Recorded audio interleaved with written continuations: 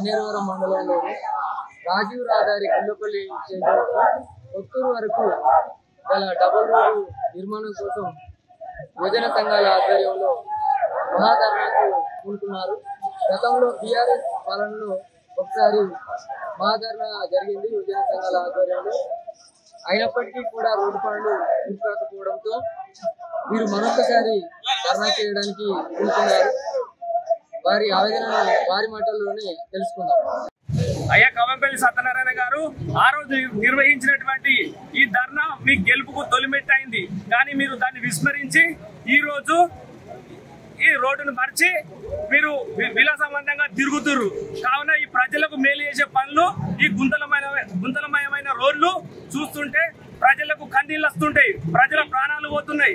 ఈ లో లెవెల్ బ్రిడ్జిల వల్ల ప్రజలు కొట్టుకపోతే వాళ్ళ కేకలు మీకు వినబడతలేవు. అట్లాగే రైతులు ధాన్యం అమ్ముకుందామంటే ఈ లారీలు ఓలేని పరిస్థితి ఉంది. ఏదైనా అపాయం అయ్యి పేషెంట్లను తొందరగా తీసుకుపోదాం అనుకుంటే అర్ధగంట పట్టేది గంటన్నర బట్టి ప్రజల ప్రాణాలు పోతున్నా మీకు ఇంత కూడా కనికరం కలుగుతలేదంటే మీరు గన్నేరవరం ప్రజల మీద మీకు ఎంత చిత్తశుద్ధి ఉందో అర్థమవుతుంది. కనుక మీరు నేను ఒక స్టేట్మెంట్ ఇచ్చారు, ఎవరి ప్రోద్బలంతో మీరు ధర్నాలు చేయకూడదని. మేము ఎవరి ప్రోద్బలంతో ధర్నాలు చేయలే. మీ దగ్గర ఉన్న కొంతమంది ఆ రోజు ప్రోద్బలం చేస్తే కొంతమంది మాత్రమే మీ దగ్గర ఉండి ఇప్పుడు భజన చేస్తున్నారు.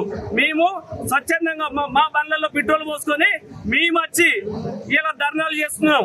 అంతేగాని మీ దగ్గర ఉన్న భజన పరుల వల్లనే ఇంకా ఎవరి వలన వచ్చి ఇక్కడ ధర్నాలు చేయట్లేదు. ప్రజల శ్రేయస్సు కోరం మాత్రమే ఈ ధర్నా చేస్తున్నాం తెలియజేస్తూ మీరు ఇట్లా ఈ రోడ్ నిర్మించకపోతే తగిన మూల్యం చెల్లించుకుంటారని తెలియజేస్తూ ముగిస్తున్నా.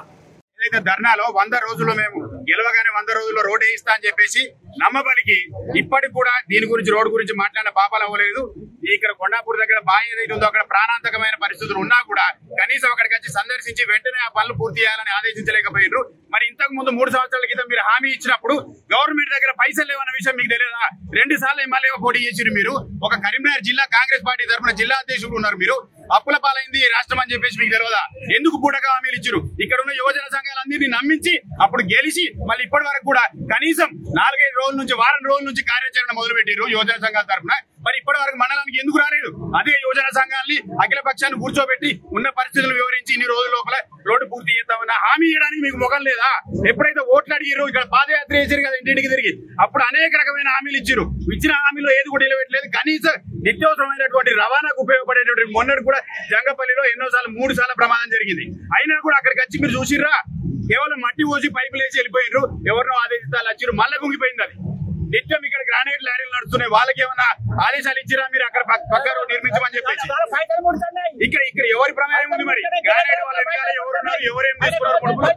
ఈ రోడ్డు వేసేంత వరకు యువజన సంఘాల తరఫున కావచ్చు, అఖిల పక్షం తరఫున కావచ్చు పోరాటాన్ని ఆపేది లేదు. ప్రాణత్యాగానికైనా సిద్ధమే. మీ యొక్క ఏదైతే ఎమ్మెల్యే క్యాంప్ కార్యాలయం ఉందో అక్కడే కూర్చుంటాం. ఈసారి ఇప్పుడన్నా రోడ్డు మీద కూర్చున్నాం కానీ మిమ్మల్ని ఇక్కడ గన్నేరవరం మండలం మాత్రం తిరగనిచ్చే పరిస్థితి లేదు. మీరు స్పష్టమైన హామీ. నిన్నేం మాట్లాడుతున్నారు మీరు వీడియోలో? వారం క్రితం ఎప్పుడైతే మహాధర్నా పోస్టర్ వచ్చిందో అప్పుడు ఎందుకు మాట్లాడలేదు? మరి ఇంత రేపు ధర్నా పెట్టుకొని ఇప్పుడు వచ్చి వెళ్ళ కల్లబొలిక మాటలు చెప్తున్నారు. గవర్నమెంట్ దగ్గర పైసలు లేవు, నేను వేస్తే. అవును నువ్వు వేస్తే.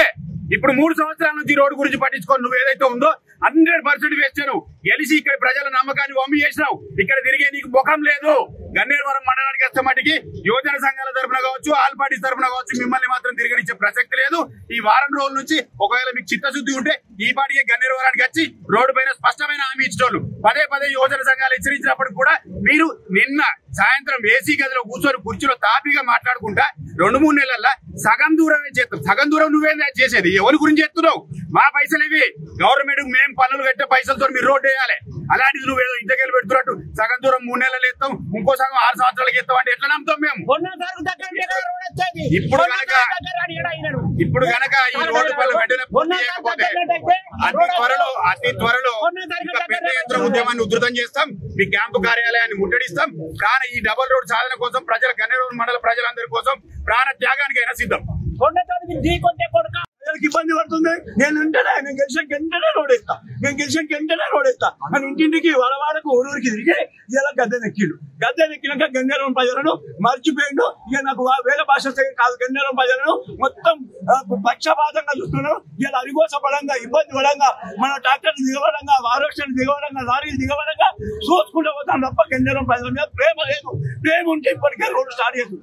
ఆల్రెడీ స్టార్ట్ అయిన రోడ్లు మళ్ళీ రీశాంక్షన్ తెచ్చి కాంట్రాక్టర్ కూడా ఆయనకి ఏందో మరి సంబంధం లేదు కానీ మొత్తానికి రీశాంక్షన్ చేసి రోడ్ వేసుకుని వేసిండు. ఇప్పుడు ఆగిపోయింది పని.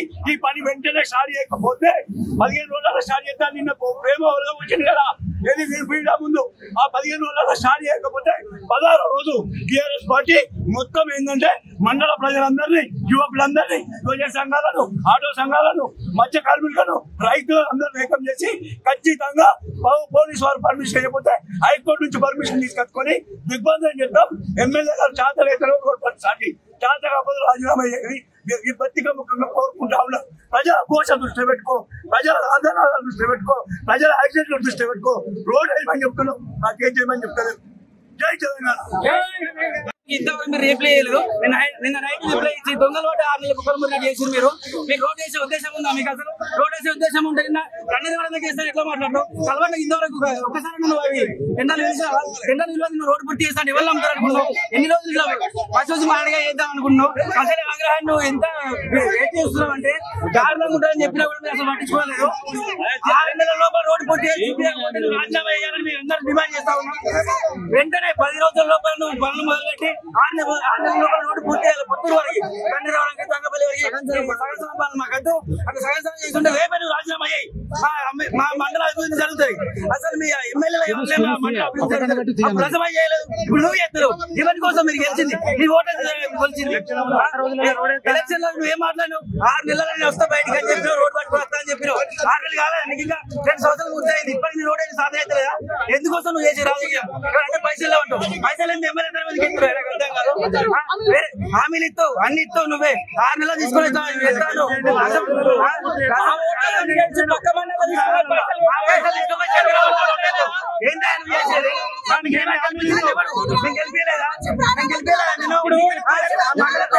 మా మండలం పైసలు పైసలు